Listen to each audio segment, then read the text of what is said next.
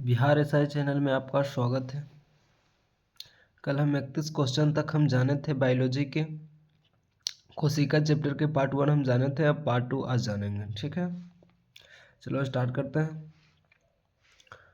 निम्नलिखित में से कौन सा कोशिका अंगक मुख्य रूप से पाचक एंजाइमों के संग्राहक की तरह कार्य करती है?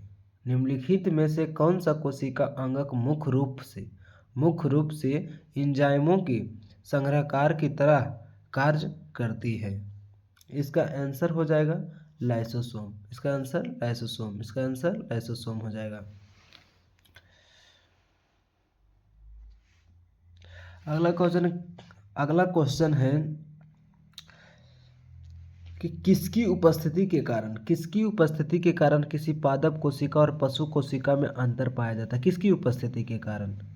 क्लोरोप्लास्ट, कोशिका कला, कोशिका भित्ति, कोशिका केंद्र। निम्नलिखित में से किसकी उपस्थिति के कारण? तो इसका आंसर हो जाएगा कोशिका भित्ति के कारण। कोशिका भित्ति जब उपस्थिति रहता है तो किसी पादप कोशिका और पशु कोशिका में अंतर पाया जाता है। दोनों अगर कोशिका भित्ति उपस्थित रहेगा तभी पता चलेगा कि पादप कोशिका है कि पशु कोशिका है। ये एसएससी 2003 में पूछा गया। एसएससी 2003 में। अगला कार्य है गोल्जीकाय का मुख्य कार्य है। अगला है गोल्जीकाय का मुख्य कार्य क्या है? गोल्जीकाय का मुख्य कार्य क्या है? गोल्जीकाय का मुख्य कार्य क्या है? तो गोल्जीकाय का जो मुख्य कार्य है शोषण करना है कि कोशिका विभाजन शुरू करना है या पाचक रस उत्पन्न स्रावित। इसका काम है स्रावी करना, श्रावण करना, स्रावी करना। आरआरबी 2005 में पूछा गया। आरआरबी 2005 में पूछा गया। आरआरबी 2005 में पूछा गया। अब एगो ऐसा क्वेश्चन है जो मोस्ट वीवीआई कोशिका का रसोई घर कहा जाता है। कोशिका का रसोई घर किसे कहा जाता है? एकदम वीवीआई, इसको रट लीजिएगा। ऑल एग्जाम इन इम्पोर्टेंट, भले ही यहाँ बीएसएससी लिखा हो, भले ही यहाँ बीएसएससी लिखा हो, लेकिन इस ऑल एग्जाम के लिए मोस्ट इम्पोर्टेंट है कि बताइए कोशिका का रसोई घर किसे कहते हैं? तो कोशिका का रसोई घर क्लोरोप्लास्ट को कहा जाता है दोस्त, क्लोरोप्लास्ट को कहा जाता है। अगला क्वेश्चन है निम्न में से कौन सा कार्य चिकने अंतःस्रावी जलिका द्वारा संपन्न नहीं होता है? क्वेश्चन पूरा पढ़िएगा। निम्न में कौन सा कार्य चिकने अंतःप्रद्रव्य जलिका द्वारा संपन्न नहीं होता है? तो इसका आंसर हो जाएगा प्रोटीन का संश्लेषण। सीडीएस 2019 अभी हाल ही फिलहाल 6 साल पहले पूछा गया था कि बताइए कौन सा कार्य है जो चिकने अंतःप्रद्रव्य जलिका द्वारा संपन्न नहीं होता? प्रोटीन का संश्लेषण।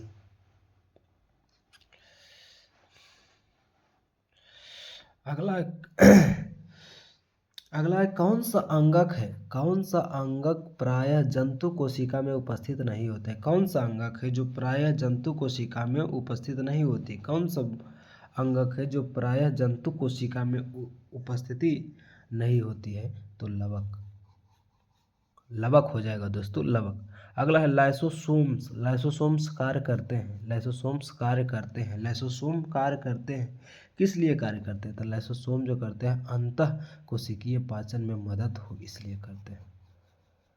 अंतः कोशिकीय पाचन में जब मदद होता है तो लाइसोसोम काम करते हैं। लाइसोसोम कार्य करते हैं तो अंतः कोशिकीय पाचन में जब मदद होता है तब लाइसोसोम कार्य करते हैं। अगला है डीएनए के द्वि हेलिक्स प्रारूप को पहली बार किसने प्रस्तावित किया था? डीएनए के द्वि हेलिक्स प्रारूप को पहली बार किसने प्रस्तावित किया था? डीएनए के द्वि हेलिक्स प्रारूप को पहली बार किसने प्रारूप किया था? तो वाटसन एवं क्रिक ने डीएनए के द्वि हेलिक्स को पहली बार प्रस्तावित किया, वाटसन एवं क्रिक ने। अगला है न्यूक्लियस की खोज सर्वप्रथम किसने किया था? न्यूक्लियस की खोज केंद्रक की खोज किसने किया था? तो रॉबर्ट ब्राउन। शॉर्ट में भले वो ब्राउन लेकिन हो जाएगा रॉबर्ट ब्राउन। अगला क्वेश्चन है कोशिका की क्रियात्मक गतिविधियां नियंत्रित होती है। कोशिका की क्रियात्मक गतिविधियां नियंत्रित होती है किसके द्वारा? केंद्रिका के द्वारा। माइटोकॉन्ड्रिया द्वारा, जीव द्रव द्वारा, केंद्रक द्वारा। ऑप्शन पहले अगर हर ऑल एग्जाम में पहले पूरा ऑप्शन देखना है। देखिए अगर आपने शुरू में देखा होगा केंद्रिका द्वारा तो आपको लगता होगा कि आंसर केंद्रिका द्वारा, हालांकि ये इसका आंसर होगा केंद्रक द्वारा, न्यूक्लियस द्वारा। लेकिन ऑप्शन अगर पूरा नहीं पढ़ते और देखते केंद्रक केंद्रिका में अंतर ही नहीं पता चलता, आकार के सिर्फ, लेकिन आंसर दोनों एक जैसा है, लेकिन अभी भी आंसर हो जाएगा केंद्रक द्वारा। ये सब एग्जाम में ध्यान दीजिएगा। गुणसूत्र शब्द प्रदान किया है, गुणसूत्र शब्द प्रदान किया, गुणसूत्र शब्द प्रदान किया किसने?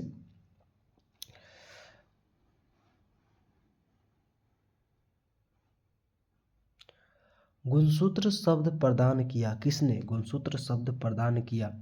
गुणसूत्र जो क्रोमोजोम, जिसे इंग्लिश में क्रोमोजोम कहते हैं, उस शब्द कौन प्रदान किया था? वर्ल्डेयर ने, वर्ल्डेयर ने।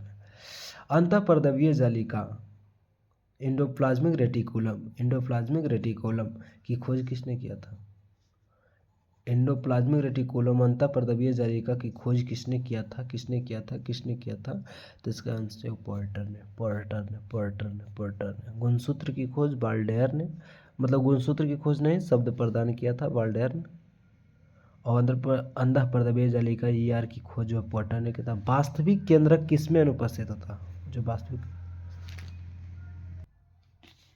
वास्तविक केंद्रक किसमें अनुपस्थित होता है? तो वास्तविक जो केंद्रक होता है किसमें अनुपस्थित होता है? तो वास्तविक जीवाणु में अनुपस्थित होता है। अगला है सर्वाधिक संख्या 2n में गुणसूत्र पाया जाता है। सर्वाधिक संख्या 2n में गुणसूत्र पाए जाते हैं। तो सर्वाधिक संख्या 2n में अगर गुणसूत्र पाए जाते हैं तो किस में पाए जाते हैं? गन्ना में, आलू में, मनुष्य में, ओफियोग्लोसस में। तो इसका आंसर हो जाएगा ओफियोग्लोसस। इसका आंसर हो जाएगा ओफियोग्लोसस। अगला क्वेश्चन हम 46 नंबर जानेंगे, ज़्यादा में अंतिम 56 तक है, वेट कीजिए।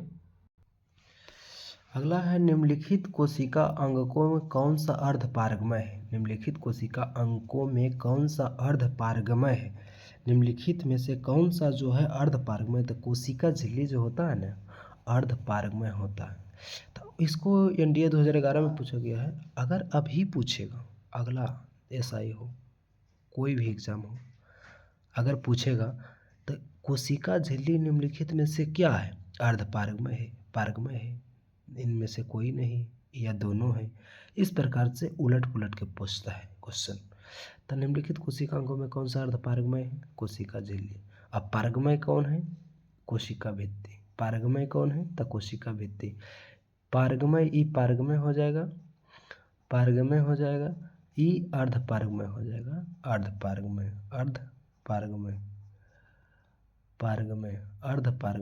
ई पारगमय, ई अर्धपारगमय। न्यूक्लियस के बाहर DNA कहाँ मिलता है? अगला क्वेश्चन है न्यूक्लियस के बाहर यानी केंद्रक के बाहर जो DNA कहाँ मिलता है? केंद्रक के बाहर DNA कहाँ मिलता है? गोल्जिकाय, राइबोसोम, माइटोकॉन्ड्रिया, अंतःपर्दवीय जालिका। आप आंसर नहीं बताते इसलिए माइटोकॉन्ड्रिया। न्यूक्लियस के बाहर DNA कहाँ मिलता है? तो माइटोकॉन्ड्रिया। निम्नलिखित में से किस कोशिका अंगक से लाइसोसोम बनता है? निम्नलिखित में से किस कोशिका अंगक से लाइसोसोम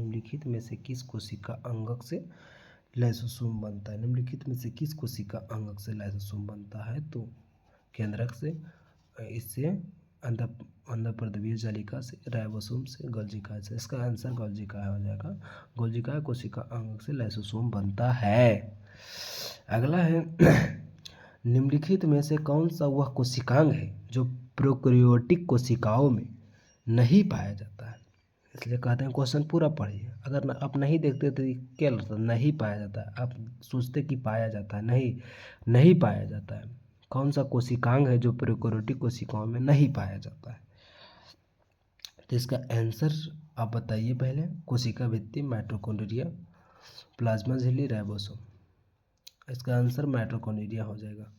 मन में आप सोच के रखिएगा, तब तक हम बता देंगे। इसलिए आप ये रिवीजन क्लास है, हम फिर से कहेंगे कि ये रिवीजन है, इससे आप रिवीजन कीजिए। हम ये नहीं कर रहे हैं। जब तक आप सब्जेक्टिव नहीं पढ़िएगा ये ऑब्जेक्टिव नहीं समझिए। ये ऑब्जेक्टिव सिर्फ है, हम नहीं कर रहे हैं कि इससे कोई एग्ज़ाम निकल जाएगा। हम जो बोलेंगे सच बोलेंगे। यूट्यूब पर कई वो बोलते हैं, लेकिन हम जो भी बोलेंगे सच बोलेंगे। जब तक आप सब्जेक्टिव नहीं पढ़िएगा, ऑब्जेक्टिव आपको याद नहीं होगा, समझ में भी नहीं आएगा। अगला क्वेश्चन है, प्रोकैरियोटिक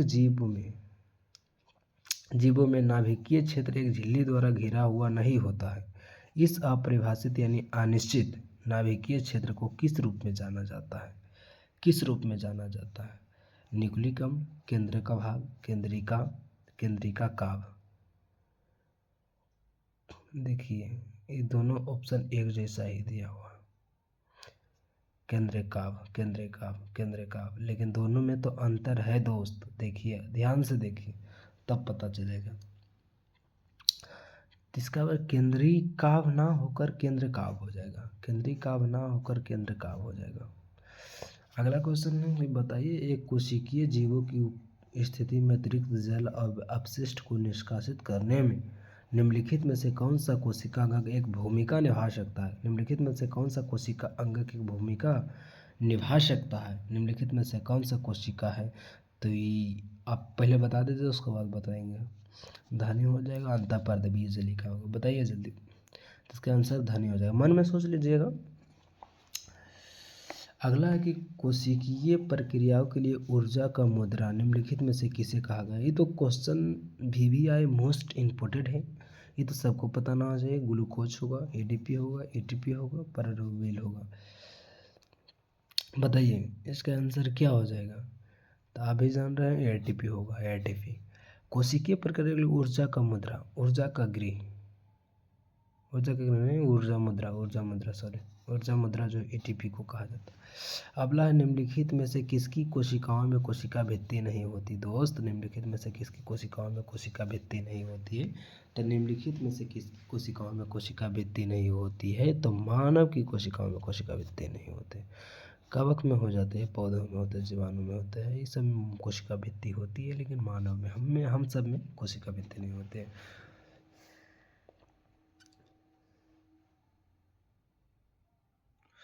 बस 56 इन लास्ट क्वेश्चंस। अगला, कौन से कोशिकांगों के अपने ही डीएनए और राइबोसोम है? कौन सा कोशिकांगों के अपने ही डीएनए और अपने ही राइबोसोम होते हैं? कौन सा कोशिका है? बताइए, आंसर बताइए। गोल्जी बॉडी और एंडोप्लाज्मिक रेटिकुलम हो जाएगा, सूत्रकनिका और लवक हो जाएगा, लंकाय और गोल्जी बॉडी राजधानी और लवक। कौन सा आंसर हो जाएगा? तो सूत्रकनिका हो जाएगा और लवक हो जाएगा। इसका अपना डीएनए और अपना राइबोसोम होता है। अगला है, निम्नलिखित में से कौन सा कथन राजधानी यानी वैक्यूल के बारे में सही नहीं है? कथन निष्कर्ष आजकल 2000 जो अभी 18 जनवरी का 2026 में एग्ज़ाम हुआ था दरोगा का, उसमें कथन निष्कर्ष ज़्यादा आ रहा था। इसलिए आज आपको जब भी कोई एग्ज़ाम निकलेगा तो बिना NCERT पढ़ ले कोई उपाय नहीं है। अगर पादपों में एक बड़ी केंद्रीय राजधानी होती है जो कुल कोशिका आयतन का 90% घेर सकती है। पादपों में एक बड़ी केंद्रीय राजधानी होती है जो कुल कोशिका आयतन का 90% घेर लेती है।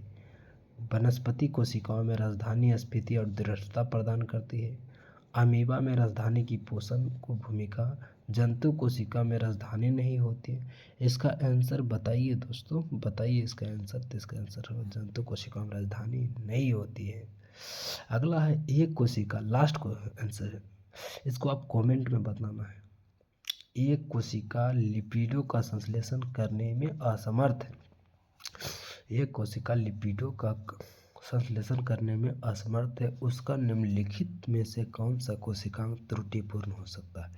एक कोशिका लिपिडों का संश्लेषण करने में असमर्थ है, उसका निम्नलिखित में से कौन सा कोशिका त्रुटिपूर्वक हो सकता है? इसका आंसर आप कमेंट में ज़रूर बताइएगा। और चैनल को जो सब्सक्राइब नहीं किए हैं, चैनल को सब्सक्राइब कीजिएगा।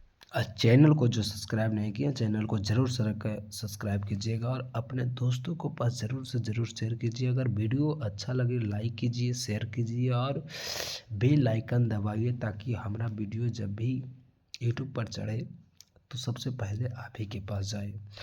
धन्यवाद। ये ऑल एग्ज़ाम के लिए मोस्ट इम्पोर्टेंट, ये याद रखिएगा, बीच बीच में VVI आपको कराते रहेंगे। धन्यवाद।